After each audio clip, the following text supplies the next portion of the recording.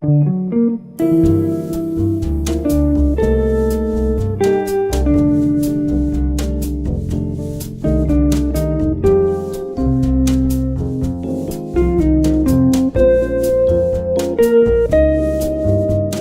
muito interessante quando a gente foi chamado para desenvolver esse projeto na Gávea. A gente foi olhar o histórico de lançamentos, a gente viu que há mais de 10 anos não se lançava um empreendimento multifamiliar na Gávea. Aí antes da gente começar a desenvolver o projeto, obviamente a gente foi visitar o local e esse caminhar na Gávea é muito prazeroso, né? Um bairro talvez o mais arborizado da cidade, a gente está no limite entre a floresta e o próprio bairro. Entender que o bairro é uma questão cultural também da cidade, ou seja, a gente tem o Baixo Gávea ali, que é um ponto de encontro e convergência de pessoas do Brasil inteiro, né? Não é só do Rio de Janeiro. É um bairro que tem um comércio muito positivo, desde a universidade a vários tipos de colégio, restaurantes. Tem um próprio shopping center com um serviço de cinema e teatro muito diversificado. E essa preocupação, inclusive, da performance foi exatamente com isso, da gente chegar a um produto que fosse do início ao fim pensado com muito design.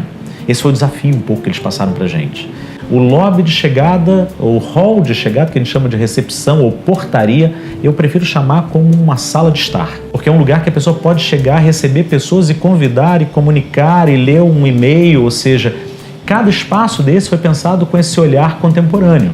Então a gente tem que pensar, agora em primeiro ponto, quem vai morar nesse edifício. E aí entender o bairro, entender exatamente essa dinâmica do bairro, quem visita o bairro, quem prestigia o bairro, quem quer morar no bairro, como é que habita esse novo morador. O Contemporâneo Gávea, ele está vestido nesse número completo. Ele não é um nome só, o Contemporâneo não entrou só como um adereço de compositivo, mas sim porque é a essência do projeto. Quando a gente vai para a fachada, primeiro a gente vem com uma base mais escura, que é uma base que fala um pouco dos edifícios, mas ao mesmo tempo que a gente recua o gradil, que permite a segurança, e coloca o verde. Depois disso a gente cria uma forma de aconchego e aproximação. Então a segunda camada, o segundo layer da fachada, é um layer todo de madeira. Ele abraça, ele tem até um movimento de fachada que ajuda a convergir e a trazer a pessoa, o morador, para lá para se sentir protegido por esse espaço. Depois, então, vem a própria torre, e essa torre é a composição da mistura desses dois elementos, entre a madeira e as cerâmicas mais escuras e cinzas.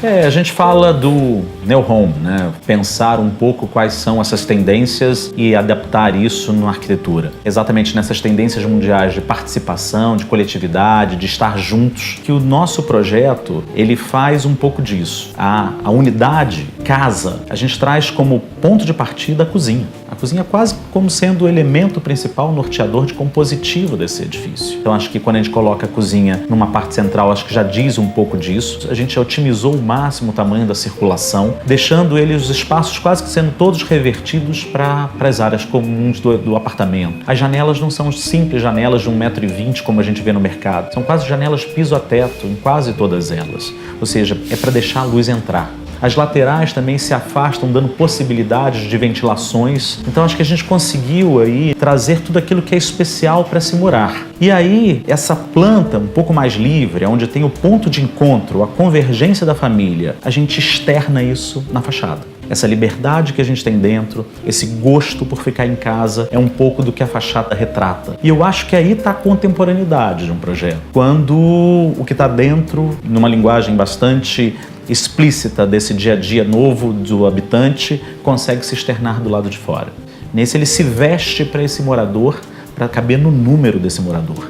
Então a gente vê isso fora do país, e até em São Paulo, mas no Rio de Janeiro são poucos esses casos. Parte dessa inteligência que a gente falou do edifício é permitir mudanças. Existe a possibilidade nele também de fazer essas intervenções, ou seja, de o morador customizar um pouco mais a sua unidade. O apartamento é um receptor dessas modificações. A liberdade eu acho que é contemporânea, né? Então acho que isso é o que fala mais alto. A gente optou por varandas com churrasqueiras a gás. Como são todas as portas voltadas para a varanda, cada apartamento, seja eles os da ponta ou os do meio, eles têm uma possibilidade da varanda ser completamente interligada, quase que formando um circuito dentro de casa. Isso eu acho que é bacana, essa liberdade faz parte um pouco do que é essa vontade de habitar. Isso eu acho que é uma novidade também, que a gente traz aí essa possibilidade mais múltipla da varanda dos lugares não isolados dentro do apartamento.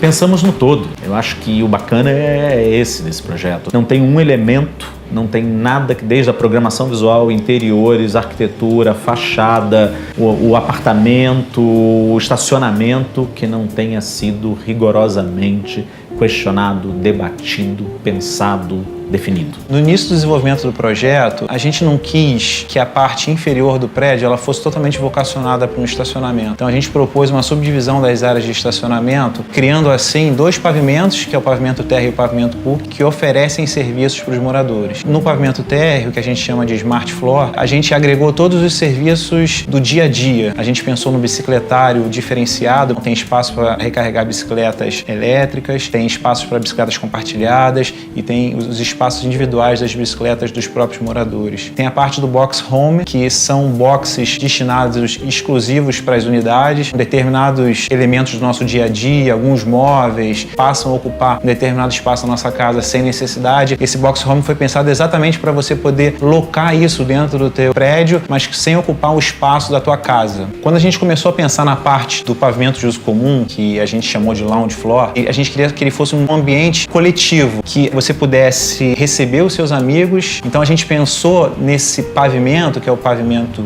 como um layout totalmente integrado entre os espaços. Então existe a parte que é a parte do lounge, que é a parte que tem a piscina, que é a parte que tem a sauna, a parte do spa, que esse posicionamento pudesse ser integrado com a parte do gourmet. Uma coisa interessante no lounge floor, ele faz a união entre 3 elementos que são bem marcantes, que é o gourmet, o sky e o lounge. Apesar de serem 3 espaços, eles foram pensados de uma maneira integrada. Eles se comunicam pela decoração e eles podem ser utilizados juntos ao mesmo tempo, integrados ou não. Basta você abrir ou fechar as portas de vidro que fazem a conexão entre os espaços. O morador, futuro morador do empreendimento, ele vai ter o charme da Gávea, o charme do empreendimento, ele vai ter dentro do empreendimento dele elementos que vão proporcionar para ele facilidades na sua vida e facilidades no seu lazer. Qualidade de vida dentro do empreendimento, sem contar a qualidade de vida do bairro, que eu acho que é o principal querer morar naquela região, é uma qualidade de vida indescritível do bairro da Gávea. E a gente quer que ele seja